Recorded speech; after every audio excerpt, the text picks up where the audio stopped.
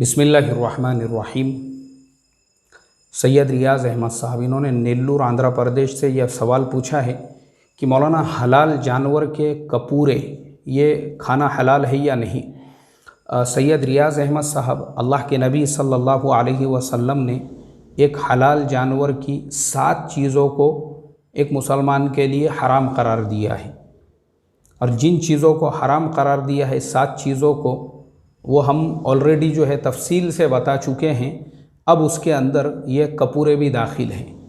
जो कपूरे होते हैं जिनको महाराष्ट्र में मराठी में अंडकुले कहते हैं, वो आप बिल्कुल नहीं खा सकते हैं, उसका खाना बिल्कुल भी हलाल नहीं है। अल्लाह हम तमाम को हलाल और हराम की तमीज़ अता फ़रमाए। अस्सलामु अलैकुम व रहमतुल्लाहि व बरकातुहू।